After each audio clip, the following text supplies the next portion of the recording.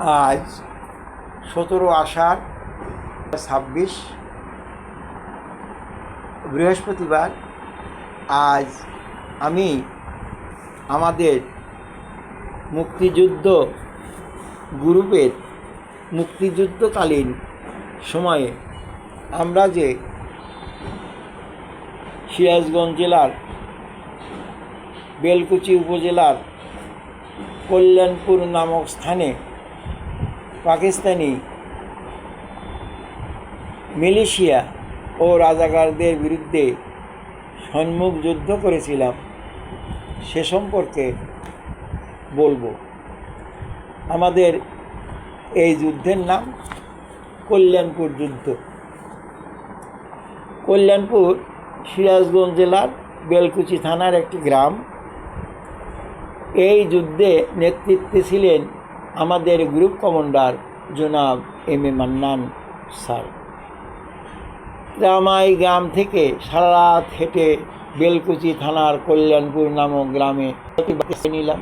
71 মাসে দ্বিতীয় সপ্তাহে গ্রাম নেতৃত্ব আমাদের সকালের খাবারের ব্যবস্থা করলেন। আর দাহিন থেকে হেঁটে ক্লান্ত হয়ে পড়েছিলাম।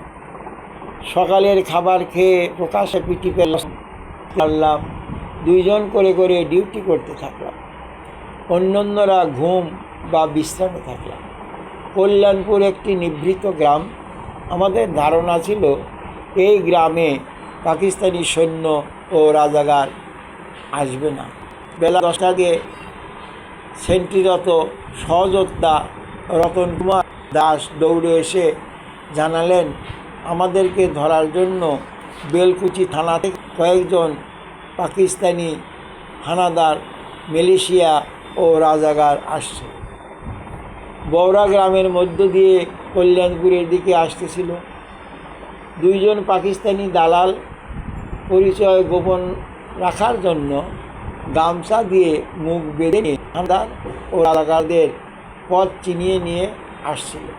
দুদিকে এই দলে 5 জন মালয়েশিয়া ও 8 জন রাজাকার আছে। আমাদের কমান্ডার যুদ্ধ করার সিদ্ধান্ত নিলেন। আমরা কল্যাণপুর রাস্তার দক্ষিণ পারে বাংকারের মতো বাঁশঝাড়ের মধ্যে পজিশন নিয়ে বাঁশঝাড়ের সামনে দিয়ে চলা রাস্তা ধরে পাকিস্তানি মিলিশিয়া ও রাজাকারেরা আসছিল। স্যার কমান্ড ও ফায়ার ওপেন করলেন। এক লাফে হানাদারেরা রাস্তার উত্তর পাশে পজিশন নিল। ওরা আমাদেরকে লক্ষ্য করে ছিল। আমরাও একযোগে বৃষ্টির মতো গুলি ছুটতে থাকলাম। গোলাগুলির শব্দ পেয়ে আশেপাশে অবস্থানকারী মুক্তিযোদ্ধা গ্রুপ আমাদের সহযোগিতা করার জন্য এগিয়েছিলেন। 1 ঘন্টার অধিক সময় সম্মুখ যুদ্ধ চলতে গিয়েছিল। যুদ্ধে জয়ী হয়ে আমরা বিজয় উল্লাস করেছিলাম। সকল স্তরের মানুষের আত্মবিশ্বাস দৃঢ় হলো। কয়েকটি বাড়িতে খাওয়া দাওয়া আর তারপর কমান্ডার স্যারের নির্দেশে রবীন্দ্রনাথ বাকি কমান্ডারিং হাসিয়ারসর ও অন্যান্য কয়েকটি গ্রাম হয়ে আমরা কয়েকজন হেঁটে দৌলতপুর গ্রামের সহযোদ্ধা মোহাম্মদ শামসুল হকের বাড়িতে এসে শেল্টার নিয়ে দিন জিয়ারপাড়া দরগারচর অন্যান্য গ্রামে শেল্টার নিয়ে থাকলাম। প্রতিদিন রাতে কমান্ডার প্রতিদিন সকালে অস্ত্রে ফুল থ্রু মারা হতো ও তেল দেওয়া হতো।